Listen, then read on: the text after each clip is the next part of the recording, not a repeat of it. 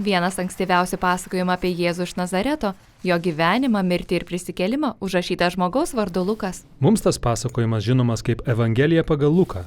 Lukas jį pratęsė savo rašto 2 tome. Knygoje vadinamojo Apaštalų darbais. Joje pasakojama, ką Jėzus veikė jau po prisikėlimo. Apaštalų darbai prasideda scena, kurioje mokiniai bendrauja su ką tik į gyvenimą grįžusiu Jėzumi. Protas neišneša bandant įsivaizduoti. Paskui keletą savaičių prisikėlęs Jėzus jos mokė apie savo aukštinkojamą Persą karalystę, naująją kūrinyje, kurią jis pradėjo savo mirtimi ir prisikėlimu. Įvykiai jaudinantis, tad mokiniai kyla eiti ir skelbti apie tai visam pasauliui. Tačiau tada Jėzus liepė jiems laukti, pasilikti Jeruzalėje, kol gaus naujos rūšies jėgos, kad būtų ištikimi Jėzaus ir jo karalystės liudytojai. Dar jis priduria, kad jų misija prasidės Jeruzalėje, vėliau išsiplės į Judėją ir Samariją, tada iš ten į visas tautas.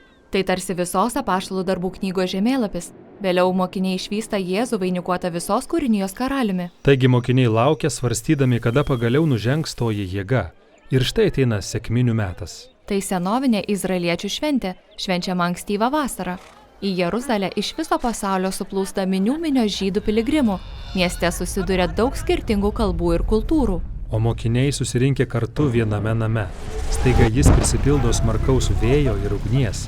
Jis sutrukinėja į ugnies liežuvius, kurie pakimba virš žmonių galvų. Kas čia dedasi? Lukas primena nuolat pasikartojančią Senojo testamento temą. Dievo artumui panašiai apsireiškus ant Sinajaus kalno, Dievas sudarė su Izraeliu sandorą ir davė 10 įsakymų. Vėliau Dievo šlovė atėjo ugnies stulpu ir pripildė padangtę, Dievui apsigyvenus tarp savo tautos žmonių. Vis dėlto te buvo vienas ugnies stulpas, o ne daug jų. Būtent, Lukas perteikė labai reikšmingą mintį. Čia skaitome apie asmeninį Dievo artumą šventykloje, apie Dievo dvasią, kurią išpranašavo Izraelio pranašai, o dabar jie ateina ir apsigyvena naujojoje šventykloje, Jėzaus kūne, tai yra jo žmonėse.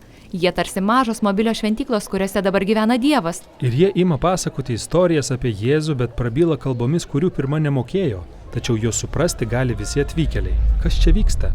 Na, pakilęs Petras paaiškina, kad šitaip išsipildžiusios Izraelio viltis pagrįstos raštais. Dievo planas visada buvo per suvienytą Abraomo šeimą pasauliu atnešti taiką, ramybę ir teisingumą. Tačiau Izraelio gentis buvo išsibarsčiusios dėl tremties. O dabar per sekmines visų genčių atstovai vėl sueina draugėn ir jiems pristatomas jų mesijas, nukryžiuotas ir prisikėlęs Jėzus. Tad dabar jie gali tapti atkurtąją Izraelio tautą. Tūkstančiai jų pasišauna sekti Jėzaus keliu. Taip prieiname Luko pasakojimą apie 2 šventyklas. Vieną šventyklą Jeruzalėje pastatė Erodas, joje Jėzaus mokiniai garbina Dievą kaip ir likę izraeliečiai, bet yra ir kita Jėzaus šventykla sudaryta iš žmonių. Ši šventykla susitikinėja namuose visoje Jeruzalėje. Jų požiūris į gyvenimą radikaliai naujas. Patys pagalvokit.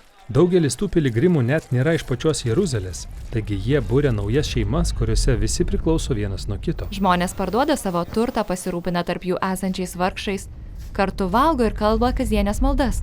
Iš apaštalų jie mokėsi, ką reiškia gyventi, jeigu Jėzų laikai tikruoju pasaulio karaliumi. Jaudinanti patirtis. Tačiau ne viskas buvo rožėmis klota. Būti Dievo šventykla reikalas rimtas, visai kaip ir Senajame testamente. Galbūt žinai tą keistą pasakojimą iš kunigų knygos apie 2 kunigus. Jie parodo nepagarbą Dievui šventykloje ir staiga miršta.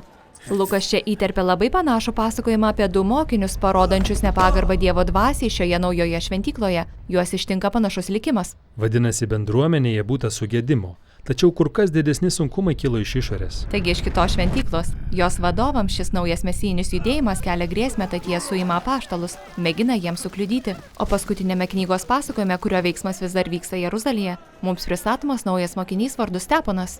Steponas, užsidegęs kaip reikiant. Jis pirmasis iš mokinių puola tarnauti vargšams, eina į šventyklos kiemus mokyti žmonės Jėzaus kelio. Šventyklos valdžia suima Steponą ir suranda melagingų liudytojų, apkaltinančių jį nepagarbą Mozei ir terorizmu keliančių grėsmę šventyklai.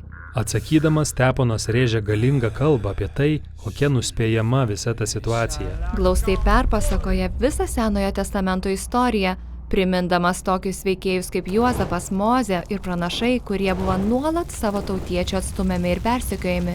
Izraelis ištisus amžius priešinosi Dievo atstovams, taigi Jėzaus ir jo mokinių atmetimas prilyginamas paties Dievo atmetimui.